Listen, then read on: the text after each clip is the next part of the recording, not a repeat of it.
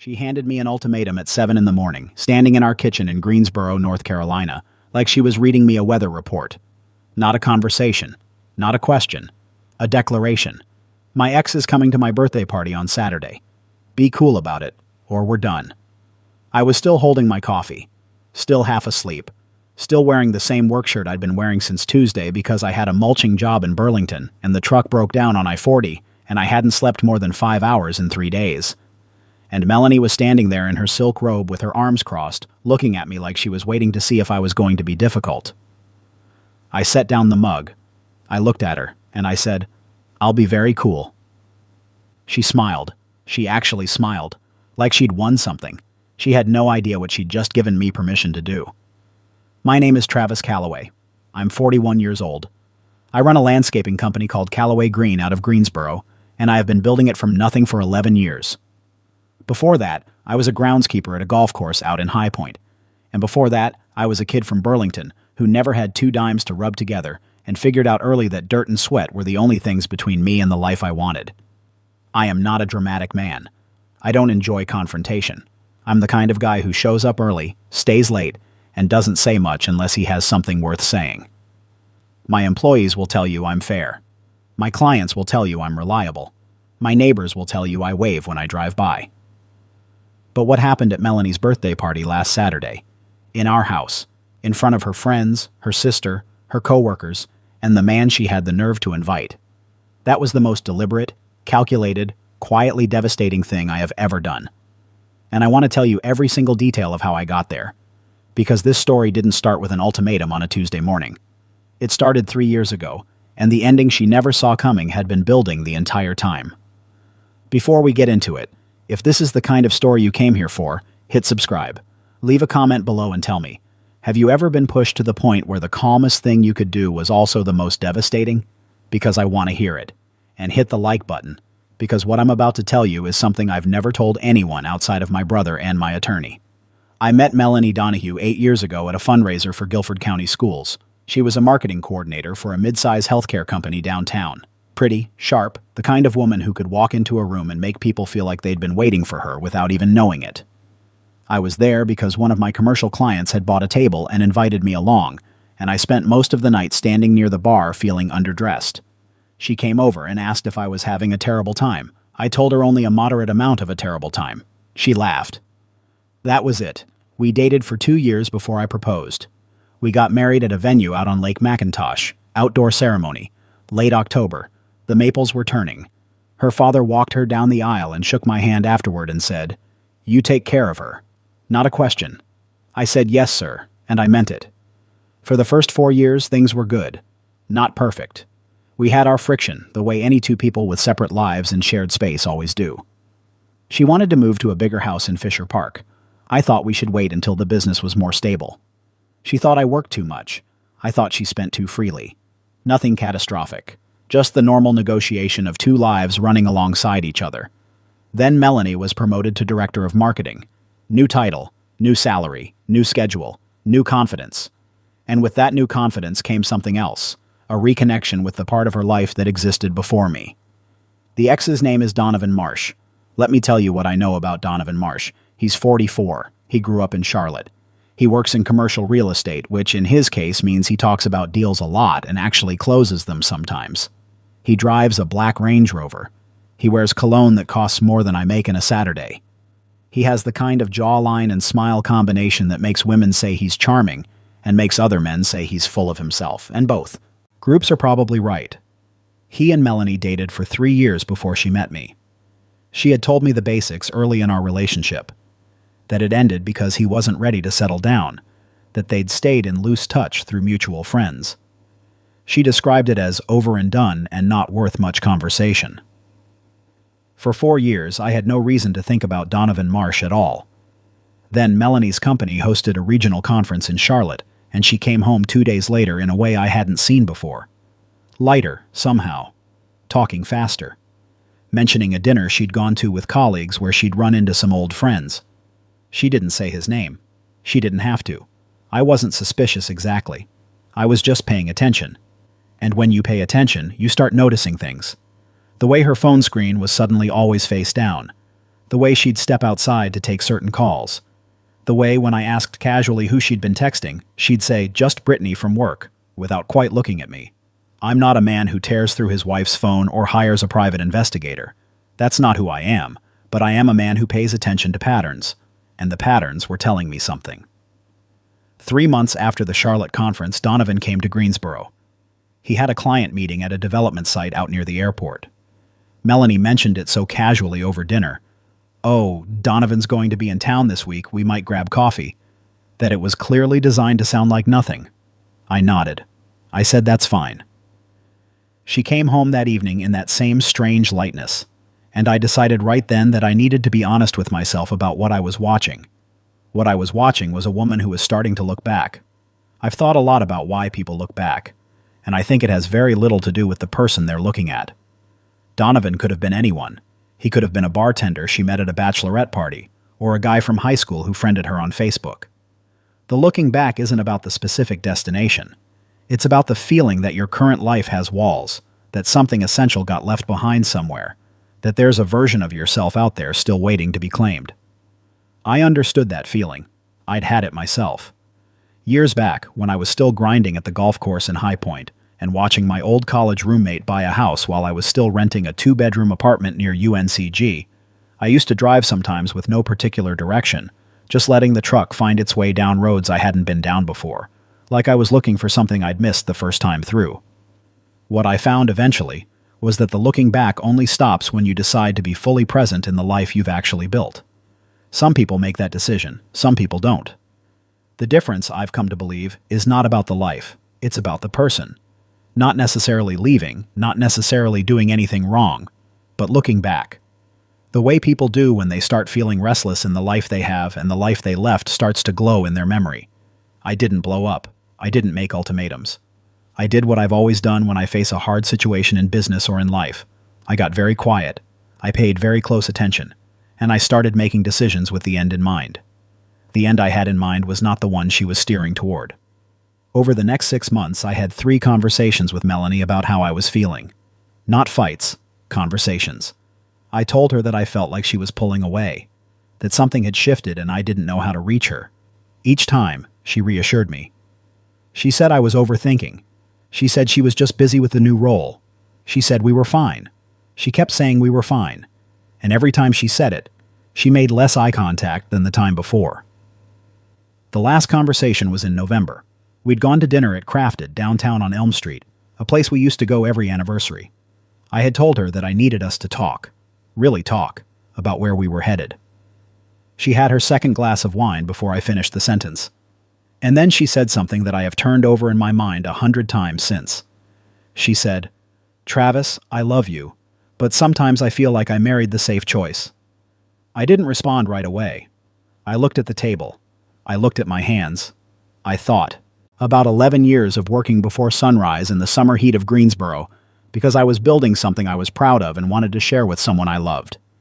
I thought about the house we bought together, the vacations we took, the way I sat with her through her mother's surgery for 4 days without leaving the hospital. I thought about what it meant to be someone's safe choice. Then I said, "That's good information." And I signaled the waiter for the check. She tried to walk it back. She said she didn't mean it like that, but we both knew she did. That was November. Her birthday is in March. The birthday where she informed me at 7 in the morning over coffee that Donovan Marsh was going to be in attendance, and I was expected to behave myself. Between November and March, I had been doing some quiet reconstruction of my own life. I called my brother Owen, who lives over in Durham and runs a financial planning practice. I told him the truth about where things stood. He listened without interrupting, which Owen never does unless something serious is going on. And then he said, "How long have you been waiting to have this conversation?" I said I wasn't sure. He said, "Get your paperwork in order. Not because you've decided anything, because a man who knows his own numbers has options." I did what Owen said. I met with an attorney named Sandra Pierce, a family law attorney with an office on North Elm Street. I didn't file anything. I wasn't ready for that. I just wanted to know where I stood. What was mine? What was shared? What a split would look like if it came to that. She walked me through it clearly. She was calm and specific and made me feel like I was handling a business problem, which was exactly what I needed. I left her office feeling not lighter exactly, but grounded, like I could see the whole board.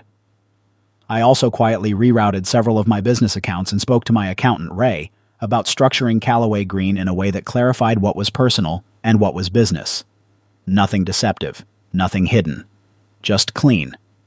Clear lines that had been blurry for years because I'd been operating on trust without documentation, which is the kind of thing you do when you're certain your life is permanent, and stop doing when you're not. And I started making changes in my daily life that were so small Melanie probably didn't even register them, but that together added up to a man who was quietly, incrementally, becoming someone who didn't need her approval to feel okay about himself. I started running again. Every morning at 6, around the Latham Park Loop. I started calling Owen once a week. I had dinner with my old crew from the golf course days, guys I'd let drift away over the years because Melanie always found them rough around the edges. I started reading again, something I hadn't done regularly in years, just sitting in the backyard on a Sunday morning with a book and a cup of coffee, not filling the space with noise. Some of those changes were practical. Some of them were just about remembering who I was before I'd spent years quietly reshaping myself around someone else's preferences. You don't notice it happening in real time. You make small adjustments, one at a time. You stop calling that friend because she doesn't like him. You stop spending Sunday mornings the way you used to because she prefers brunch. You stop talking about your business struggles because the conversation always seems to land on how stressed it makes her. Each adjustment is small. Together, they add up to a version of yourself you barely recognize. One morning in February, I was running the Latham Park Loop, and I passed the pond at the south end of the trail where I used to fish as a kid when my uncle lived nearby, and I felt something open up in my chest, like a window had been unlocked that I hadn't even noticed was closed. I kept running. I thought about the kid who used to fish in that pond. I thought about the man I'd become. I thought about whether that man would recognize himself if he looked hard enough. I was not plotting revenge. I want to be precise about that. I was becoming the version of myself that had existed before I spent years trying to be who Melanie needed me to be. And then, the birthday came. The party was set for Saturday afternoon. Melanie had rented out the back of a wine bar on Spring Garden Street called the Vine Room. About 30 people, her co-workers, her girlfriends, her sister Kayla and Kayla's husband, a couple she and I had been friends with for years named Phil and Andrea. Nice group. I knew most of them. I liked most of them. I had been involved in the planning because that's who I am. I'd paid for the venue deposit. I'd arranged for the cake from Maxie B's Bakery on Walker Avenue, Melanie's favorite. I'd coordinated the floral arrangement with a friend who runs a shop on Battleground Avenue. I'd done all the things a husband does when his wife has a birthday. The morning of the party, I got up early. I made breakfast, eggs and toast and fruit the way Melanie likes it. I left it on the counter with a card I'd written by hand. Then I went out to run. When I got back, she was in the kitchen in her robe reading the card. She looked up and said thank you, genuinely, and for just a moment she looked like herself before everything changed. I nodded. I went to shower. At 2 in the afternoon, we drove over to the Vine Room together. I helped carry things in. I talked to Phil and Andrea when they arrived. I got Melanie's sister a glass of champagne. I was, in every measurable way, a perfectly attentive husband. Donovan arrived at 4. I saw Melanie's face change from across the room. Lit up. Not the way a face lights up when an old friend walks in. The way a face lights up when someone you've been waiting for finally appears. He was what you'd expect. Tall, well-dressed, that smile. He came in and the room shifted slightly around him the way rooms do around people who are accustomed to being the center of attention. He hugged Melanie for a beat too long. He said something in her ear that made her laugh and touch his arm. I watched all of this from where I was standing near the bar.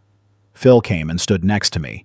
He looked at Donovan, then at me, then back at Donovan. He said, "You doing okay?" I said, "Absolutely." He nodded slowly. He's known me long enough to know what that means. What followed next was about 45 minutes of the most quietly mortifying thing I have experienced in a marriage. Donovan moved through the room like he already knew everyone, because the truth was, Melanie had probably been talking about him enough that some of them already felt like they did. He found my wife in every conversation. He refilled her glass.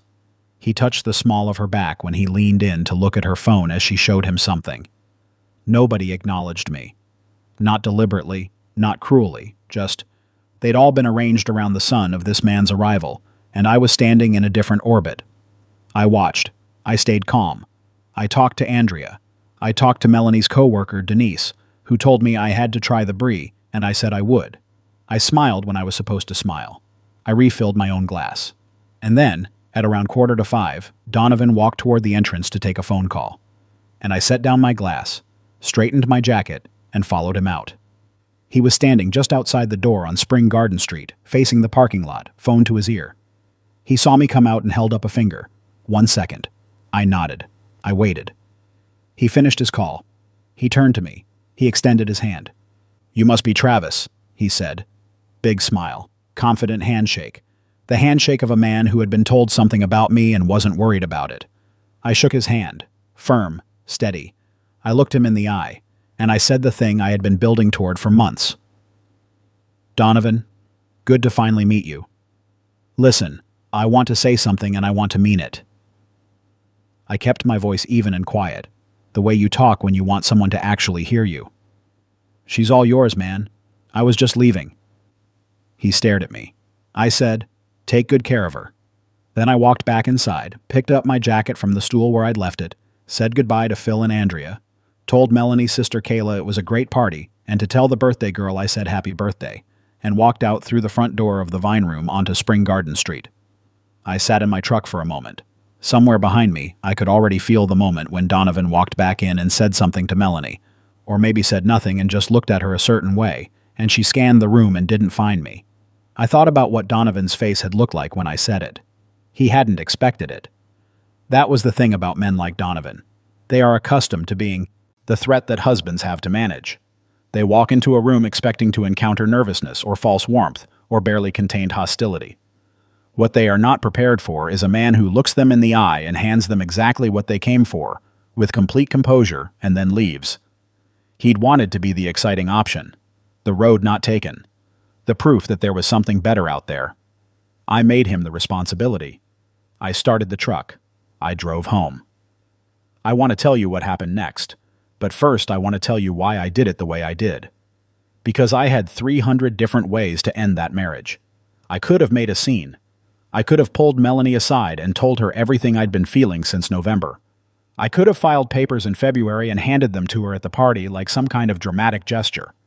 I could have confronted Donovan. I could have called Kayla and told her what was going on. I could have done a dozen things that would have been louder and messier and would have made people feel like they'd witnessed something. But what I understand about dignity is this: it doesn't announce itself. It doesn't need an audience. It doesn't require the other person to crumble in front of everyone for you to feel like you won. Real dignity is the quiet decision to stop participating in something that's beneath you. Melanie had handed me an ultimatum because she wanted me to be present and compliant and small at a party designed to showcase someone else. And I had showed up. I had done everything right.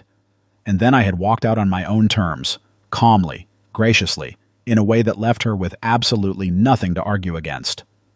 She couldn't call me a scene maker. She couldn't call me irrational. She couldn't tell people I'd humiliated her. All she could say was that I left. And the only thing that explained why I left was the situation she had created. I was home by 5:30. I poured myself a bourbon. I sat in the backyard and looked at the garden I'd put in last fall. Ornamental grasses along the fence line, black-eyed Susans near the back corner, a Japanese maple I'd pruned myself that was just starting to show new growth. I thought about the fact that I had planted all of it, knowing I might not be the one who stayed here to watch it grow. That thought hurt. I'm not going to tell you it didn't, but there's a difference between something hurting and something being wrong. Melanie called at 6:14. I let it ring. She called again at 6:20. I let it ring. At 6:42, she sent a text that said, "Where are you? What happened? Please call me." I didn't respond. She came home at 8:30. The party had ended early, according to what I pieced together afterward from Andrea, who called me the next morning because she's good people and she was worried about me. Melanie had spent the last hour of the party not really present. Donovan had left relatively soon after I did, and the energy of the room had collapsed in a way nobody could quite explain or recover from. Melanie walked in the back door and found me sitting at the kitchen table with a glass of water and my phone face down in front of me. She looked like she'd been crying in the car. She said, "Why did you leave?" I said, "I told you I'd be cool. I was very cool." She said, "Travis, that's not what I meant." I said, I know what you meant. I want to make sure you know what I meant. What followed was a 2-hour conversation that I am not going to reproduce in full, but I will tell you the shape of it. She cried. She said she hadn't done anything wrong. I said I agreed with her. She hadn't done anything I could point to and call wrong. I said what I could point to was a marriage that had been declining for 18 months while I tried to address it, and she reassured me everything was fine, and a birthday party where she'd invited her ex-boyfriend and told me to behave myself, and that taken together, these things told me something I needed to listen to. She asked if I was ending our marriage over a birthday party. I said, no, I'm ending it over November. Over 3 conversations where I told you I was losing you and you told me I was imagining things. I'm ending it because you told me I was the safe choice, and you didn't take it back when you had the chance. I'm ending it because we both already know where this is going, and I'd rather leave with my self-respect than stay until you make it official. She said Donovan wasn't what she was looking for. She said she didn't know what she was looking for. She said she needed time to figure that out. I said I understood that. I said I genuinely hoped she found it. She said, I don't want a divorce. I looked at her for a long moment, and I said, I know you don't, but I do. I moved out 3 weeks later. I'm staying with Owen in Durham temporarily while some things are sorted out. Sandra Pierce has been thorough and fair, and I have nothing but respect for the way she's handled this. The business is mine, structured cleanly, documented clearly, the way it should have been years ago. The house will need to be sorted, but we're both being adults about it, which is more than I expected and something I'm grateful for. Donovan, for what it's worth, is apparently no longer in the picture. Melanie's sister Kayla called me 2 weeks after the party. She got my number from Andrea, and she said she wanted me to know she thought I'd handled everything with more class than anyone in that situation deserved. She said Donovan had called Melanie twice after the party, and then stopped, which is what men like Donovan do when the complication becomes real. She said her sister was a mess. I told Kayla I was sorry to hear that. I meant it. I was genuinely sorry for Melanie's pain. Ending a marriage is not a victory. There is nothing fun about standing in your own kitchen telling the woman you married that you want a divorce. I don't recommend it. I don't celebrate it. But I will tell you this. The morning after that conversation, I woke up early. I made coffee. I sat on the back steps of Owen's house in Durham, and the sun was coming up over the tree line, and I felt something I hadn't felt in a long time. Not happy exactly. Not relief exactly. Just present. Like I was fully in my own life again for the first time in years. I thought about the morning 3 months earlier when Melanie handed me the ultimatum over coffee and waited to see if I was going to be difficult. I thought about how she smiled when I said I'd be cool, like she'd won something. She'd won a party with her ex in it. A party where I showed up, did everything right, and left on my own terms.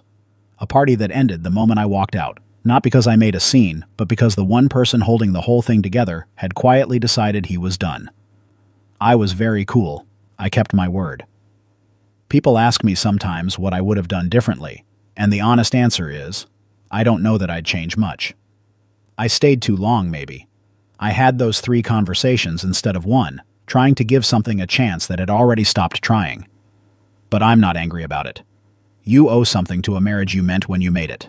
I meant mine. I stayed until I was certain there was nothing left to stay for. My company is doing fine.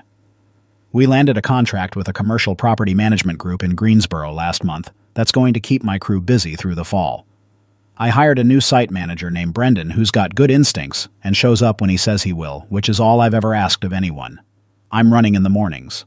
I'm sleeping the way a man is supposed to sleep.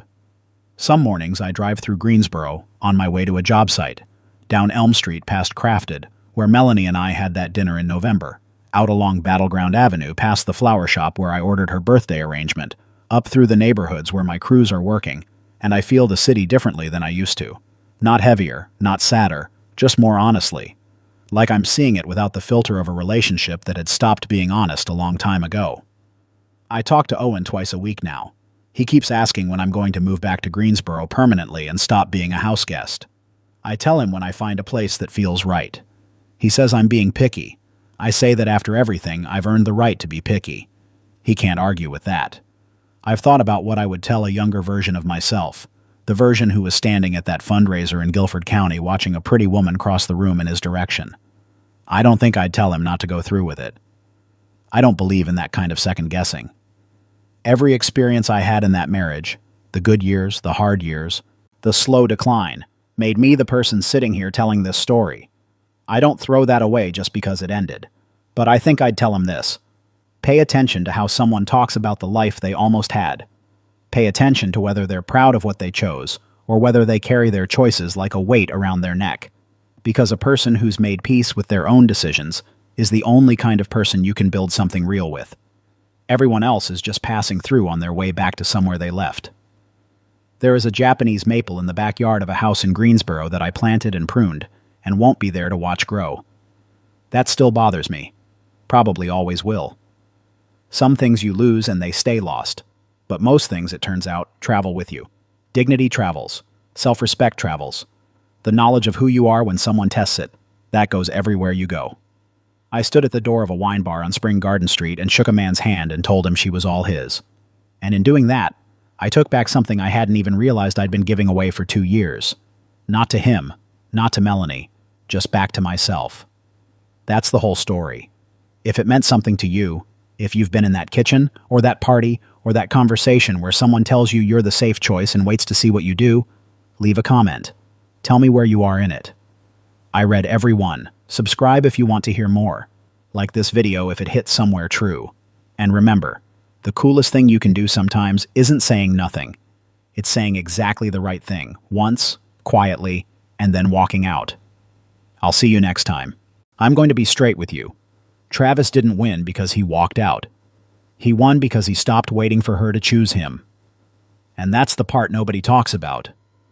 We spend years being patient, being understanding, being the safe choice. Like that's something to be ashamed of.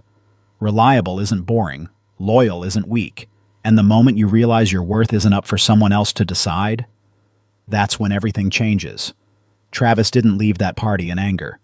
He left with his dignity intact. And honestly, that's the hardest thing any of us will ever do. So if you're sitting somewhere right now feeling like the person you love is looking past you, hear me. You don't have to perform to be chosen. And if they can't see that, then like Travis said, she's all yours, man.